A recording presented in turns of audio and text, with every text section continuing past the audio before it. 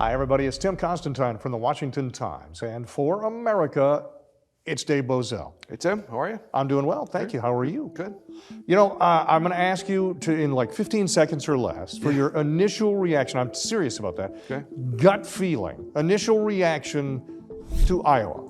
Least anticipated Iowa caucus that I can remember. That was won in a blowout by the guy we all thought who was going to win. Mine is cold. We're in D.C. today, and it's like 25 degrees, wind chill of 8 degrees or something.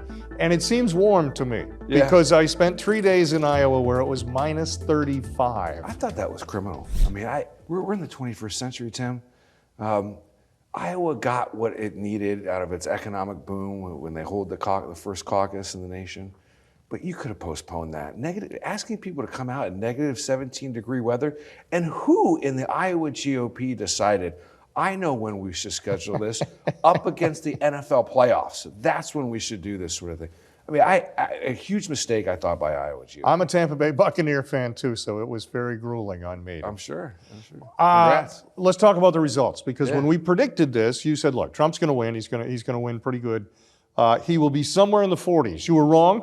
He broke 50. He did even better. But you said DeSantis really needs to be somewhere in the 30% area. That has to be the first digit has to be a 3. Yeah. And then you said Nikki Haley needs to get double digits. So by those standards, DeSantis underperformed and Haley overperformed. Agreed?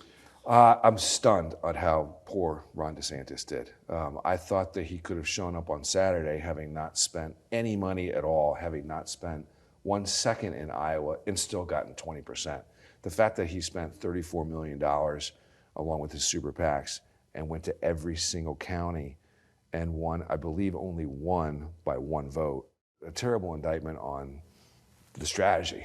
I thought he could have easily have gotten 20. The fact that he only gets 21. Very poor performance on Ron DeSantis' part. Nikki Haley overperforms. I actually thought the results were sort of a microcosm of the GOP House majority writ large. 50% of the House, is all for Trump and will do whatever Trump wants to do. 21% of the House majority are hard right-wing conservatives that want to cut government anywhere and everywhere. 19% of Republicans are liberals who want to fund Ukraine, want to fund foreign misadventures. And then 7%, Vivek's, they'll believe any conspiracy theory that's out there, and they want to do anything different for the sake of doing something different. So that was kind of an odd sort of, as the numbers broke out, I thought it was an odd correlation. One of the fascinations I have is at the end of election night, there's always a spin.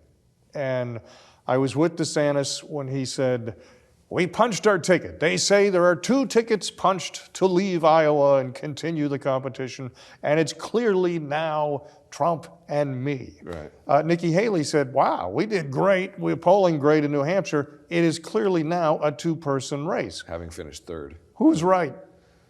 I actually would like to see Ron DeSantis continue the campaign because I think he keeps Trump honest from his right flank. Nikki Haley's obviously not on the right planet, suggesting that there's a 2-person race having finished 3rd.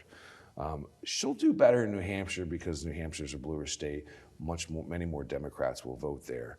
But I just don't see either of them competing deeper into as the. That's the next question. Is there a path to victory? And I don't think there is for either one of them, barring a health issue or something crazy in the court system. But just as candidates, I don't think there's a path to victory. I think there is a better path for Haley, oddly enough, than there is for DeSantis, because DeSantis is polling as low as like 7% in New Hampshire. Right.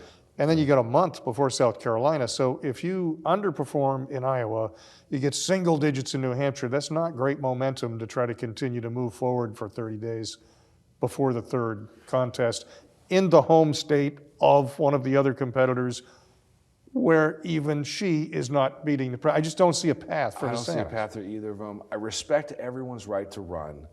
I don't mind at all having a message candidacy if you want to bring a particular issue to the forefront. Totally respect it. And I think Ron DeSantis' message of cutting government, delivering on Republican promises is sorely needed because of the frustration that the base has with the Republican Party. not doing any of those types of things while they've had the power and the majority. So I'd like to see him continue. I just don't think he's going to amass any sort of electoral vote challenge. You mentioned delivering on Delegates. promises, and I think that is DeSantis' strongest card. He laid out an agenda. He laid out, here's what I'm going to do as governor, X, Y, and Z, and he did X, Y, and Z. He actually did no matter what the polls said, no matter what the media said, he continued doing what he promised he would do. What I think he has failed at, you mentioned this, spending all that money and all that time in Iowa, is delivering what those things were. Because I'm a Florida resident, so I'm familiar with what he did. If you're from Iowa, you have no idea what the governor of Florida did. Right. And saying I delivered on my promises doesn't mean anything to you. You've got to say, here's what we did on education. Here's what we did with corporate structure. Here's what we did with COVID. Here's what. And I just felt like that message, the specifics of what he accomplished, which was a good conservative agenda, never really got out there. Well, his candidacy was going to be tough. I mean, there is a sense of folks want retribution via their voting for Trump. They want to see the third act of that movie. We spoke last week about, any good boxing promoter, when the first fight ends in controversy, they immediately schedule the rematch. Right. The country is going to schedule this rematch between Trump and Biden. So Biden may fail the physical. He may fail. He may not make weight. But DeSantis' challenge, I agree. Just saying you're going to do something because you've done something before was not going to be enough. He needed to be a little bit more specific. He needed to stick on, I think, one core issue. Right? He needed to capture the public's imagination on one core promise. But he was all over the map with, he did this during COVID, this education, but there just was not a lot of consistency in the message. Final note on DeSantis, and that was, I was at his watch party afterwards, among other places, and I was there in the afternoon talking to some of his staff, and they were in great mood. Best I could tell, they were anticipating a good night. Right. I was at one of the caucuses, and by the time I had made it from the caucus, they hadn't voted yet. They hadn't completed the count of the vote yet. By the time I was at Ron DeSantis' event, and the staff was overwhelmingly upset, angry. They knew it was going to be a bad night. Now, the call for Trump at 7:20 before most of the caucuses had voted didn't help, but they were aware suddenly there was a change in everyone's mood there. And I thought, this is not going to be a good night. And of course it wasn't. So let's quickly do Haley, though. And I know she's not the conservative favorite. However, there was a American Marketing Research poll came out just yesterday in New Hampshire that shows her dead even, 40-40 with Trump. And she's been gaining. What happens if she happens to beat Trump in New Hampshire? Well, she's going to, then she might have a little bit more of a claim at this being a two-person race. But I think New Hampshire is too blue to read into projecting future success for Nikki Haley. If she wins New Hampshire and then Trump just Heisman's her in Nevada and then Heisman's her again in her home state, thank you very much for winning New Hampshire, but no one will effectively remember that. So I don't put a lot of stock in. I don't put a lot of stock in states that are voting in -10 degree weather either. I mean, it's just you got to get the diehards out there. I wish the RNC would consider a different format altogether.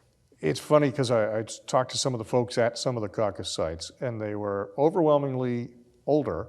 And there were people coming in on walkers, people coming in on wheelchairs, and they said, no, we're Iowa. We'll turn out. I get the romanticism of it. I get it. Yeah, I like the state. I like the message they're trying to do. I like the retail politics where the candidates are expected to go eye to eye. But the one guy who chose not to go out and meet everybody this time got more than 50% of the vote. The one thing I was really surprised about vis-a-vis the DeSantis point you made about them being sullen and complaining about the press calling it early.